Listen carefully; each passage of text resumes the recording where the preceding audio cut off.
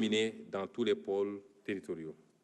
Monsieur le Président de l'Assemblée nationale, Mesdames et Messieurs les honorables députés, il est crucial d'investir dans le capital humain pour exploiter pleinement le dividende démographique et transformer structurellement notre pays. Il nous faut garantir une éducation et une formation solide qui permettent à nos jeunes de développer, à notre jeunesse de développer son employabilité et de tenir toute sa place dans la construction du développement national. Une offre de santé de qualité pour tous, une protection sociale universelle efficace et efficiente. Nous devons également promouvoir activement l'intégration de la dimension genre dans toutes les politiques publiques. Genre s'entendant ici de manière très précise, hommes et femmes.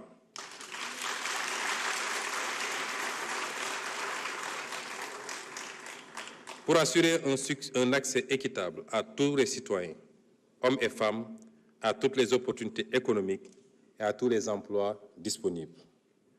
La politique du Président de la République, son Excellence Bassirou Diomaye Diakhar Faye, en matière d'éducation sera réalisée en orientant notre système éducatif vers la formation de citoyens adossés à son socle endogène de valeurs africaines et spirituelles et bien préparés aux défis du développement durable, des sciences et technologies, du numérique et de l'intelligence artificielle. Le système éducatif que nous allons bâtir offrira à tout Sénégalais, quelle que soit sa situation sociale, les compétences générales et spécifiques lui permettant d'apporter sa contribution au développement de son pays. L'obligation scolaire, 10 ans, sera appliquée dans toute sa rigueur, avec pour ambition une réduction du taux de déperdition scolaire à 10% au maximum. Des passerelles diplômantes et des accompagnements sociaux renforcés seront introduits, en particulier pour les jeunes filles. La modernisation des infrastructures éducatives s'accompagnera d'un recrutement conséquent d'enseignants bien formés et bénéficiant continuellement de programmes de recyclage.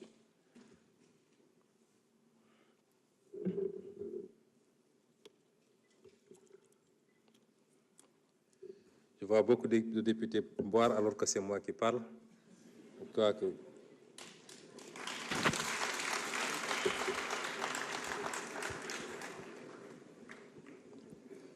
Les abris provisoires seront totalement éliminés d'ici 2029.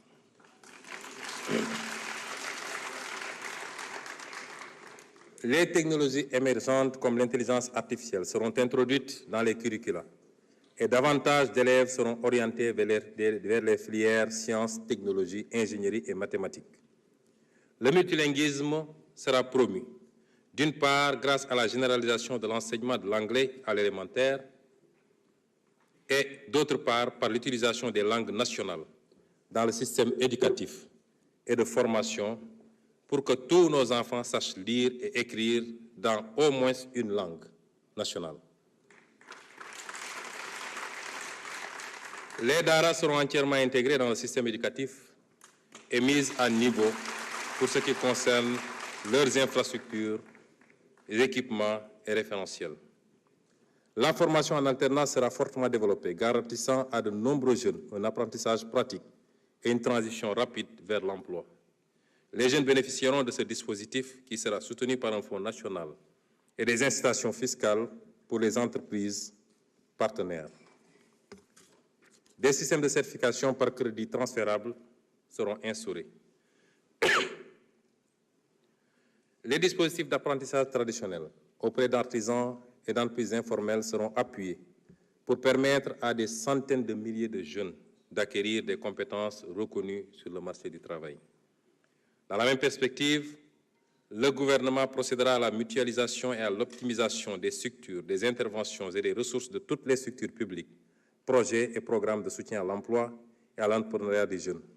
Une grande coalition pour l'emploi sera mise en place, ainsi qu'un observatoire de l'emploi et des qualifications professionnelles, qui sera un véritable système d'information sur le marché de l'emploi.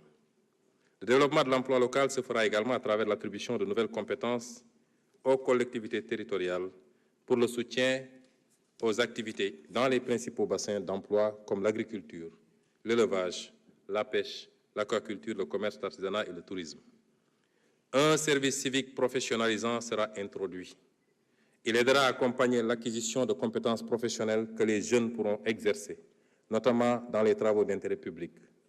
Concernant l'enseignement supérieur, la finalisation des chantiers de toutes les universités et établissements d'enseignement supérieur public, notamment Hassan Sek de Ziguinchor, Sine Saloum, El Hadj Ibrahima Niass, Amadou Makhtar Mbow, Gaston Berger de Saint-Louis et Ibader Thiam, permettra de répondre aux besoins croissants des étudiants et de stimuler la recherche appliquée. De nouvelles universités seront construites dans les régions qui n'en disposent pas, afin de rapprocher l'offre d'enseignement supérieur aux populations. Un rééquilibrage sera effectué pour orienter un plus grand nombre de bacheliers vers les filières scientifiques et techniques.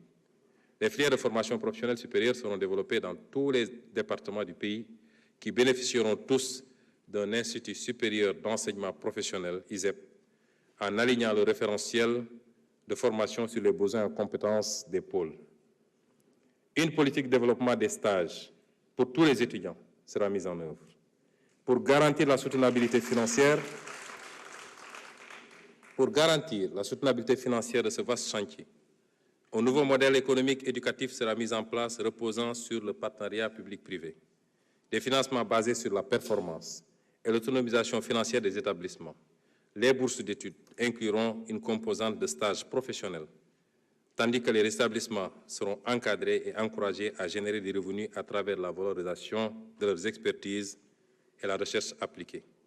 Un dialogue permanent et constructif avec les partenaires sociaux du système d'éducation et de formation permettra de bâtir un pacte de stabilité au sein de l'espace scolaire et universitaire. Dans le domaine de la santé, nous devons continuer d'offrir des soins de qualité accessibles à toutes les couches de la population avec des professionnels motivés. Nous insisterons sur l'amélioration de la gouvernance avec un accent particulier sur les ressources humaines, le financement, l'organisation et la gestion. À travers une approche multisectorielle,